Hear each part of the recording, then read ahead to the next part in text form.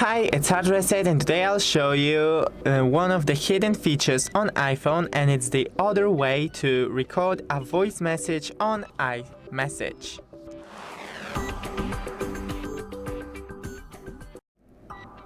So first go into the iMessage, select one of your contacts, and now take your phone and hold it near your face like you were talking with a phone.